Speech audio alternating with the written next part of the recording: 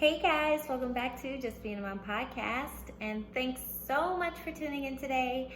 And a big thanks for tuning in last week. I really appreciate it. You guys gave lots of likes, lots of comments, lots of subscribes, so I definitely appreciate it. I don't know if subscribes is a thing, but you guys did it. And so all I need you guys to do is just to do it again, all over again, this week. So that would be super helpful. But anyways, I hope you guys are also surviving this coronavirus situation. We're kind of dealing with some other more important things. Because Elijah's teething like a little monster, and it's gnarly. He's really going through it. So please pray for us during this very sensitive time, because it's rough. But anyways, so about the coronavirus, if you follow me on Instagram, which you should totally be following me at I'm Just Being a Mom. If you follow me on Instagram, you know that I have been planning a trip to Disneyland for Elijah's birthday, because I'm just the best mom ever, ever. So I've been planning this trip for forever, and I've been making reservations, making it super special for him. And now we cannot go because of the coronavirus. Now we cannot go because of the coronavirus. And I'm so upset about it.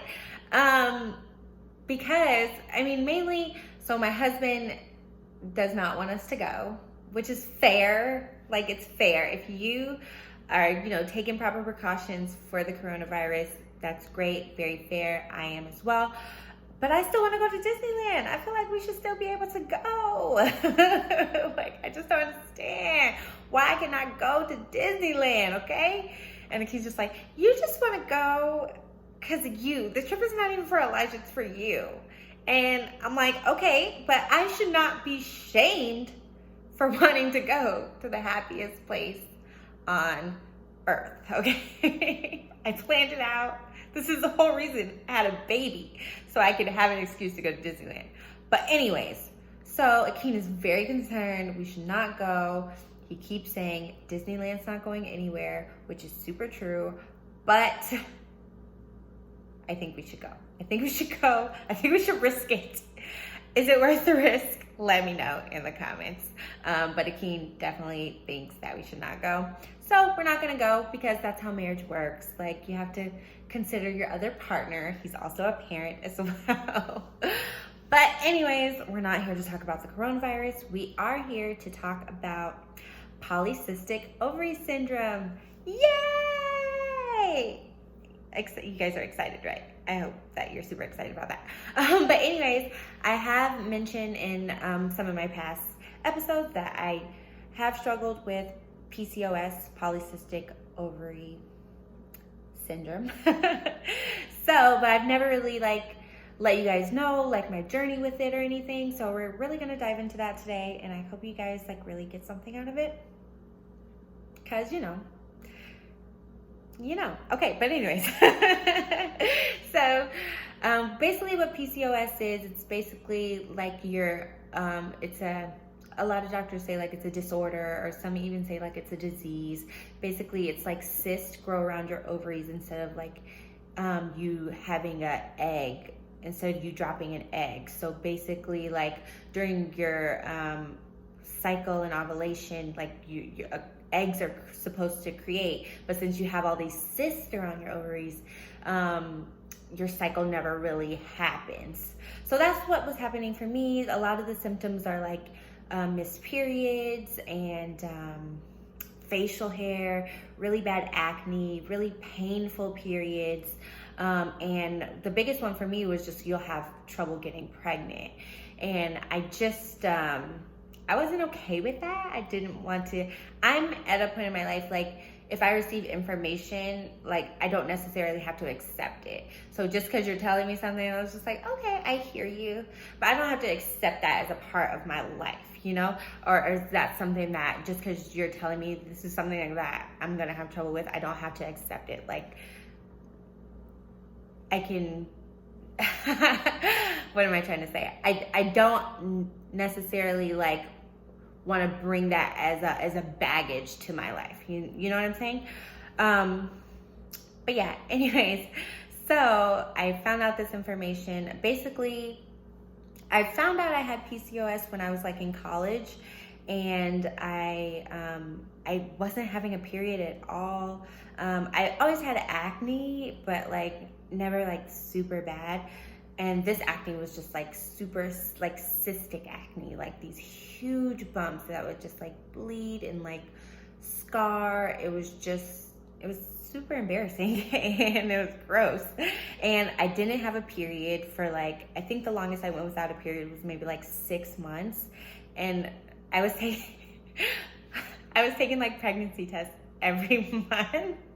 Mind you, I probably shouldn't have been having sex anyways, okay? I feel like it's, for me, I really should have waited until I was married to have sex.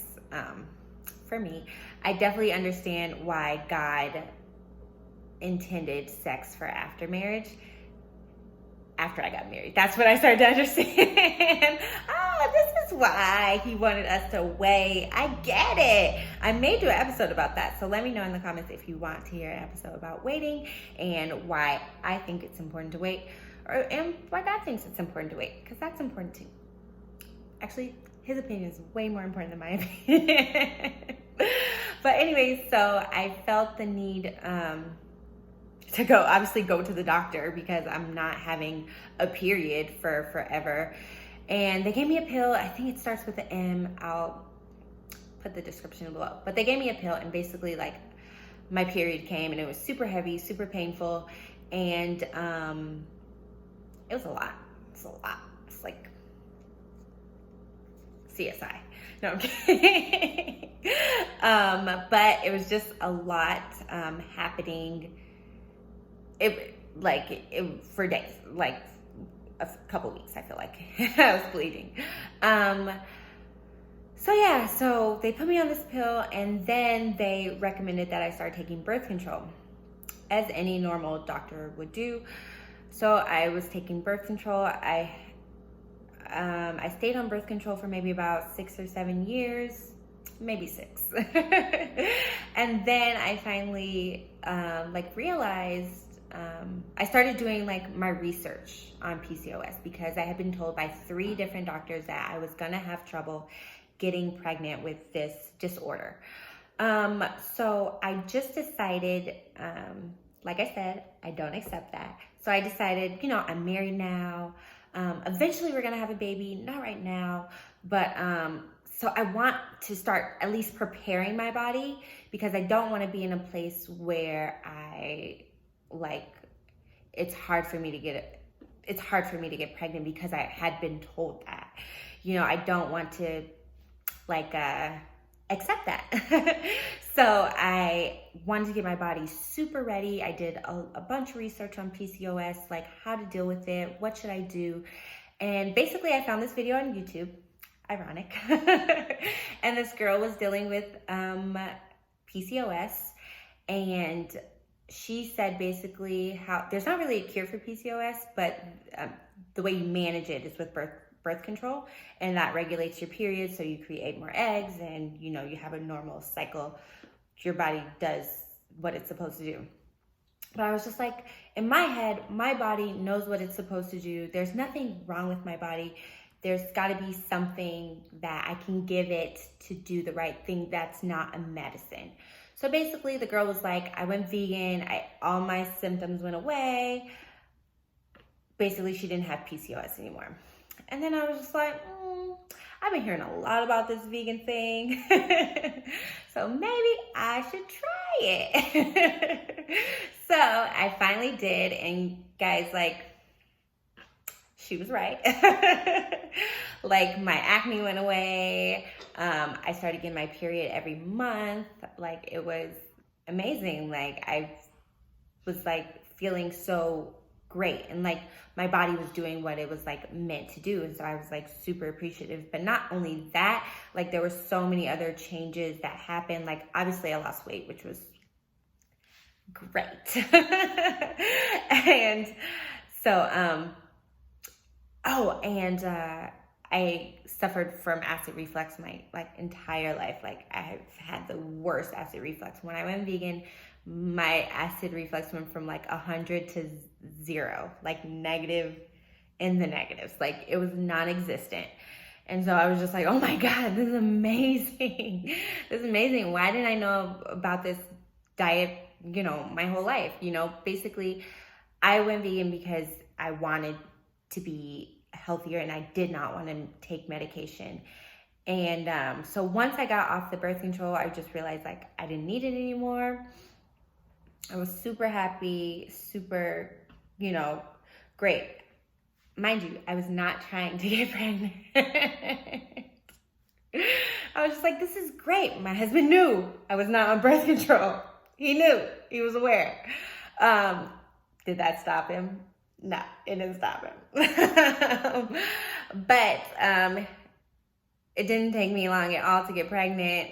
I was just really, I literally just stopped taking birth control. Maybe 3 or 4 months prior. So I had been consistently, my body had been on this consistent, really great flow of doing its proper things, taking care of itself. And I'm just feeling good. And now I'm pregnant. I was just no, this is not the plan. But God's no, it was the plan. You just didn't know. But anyways, so,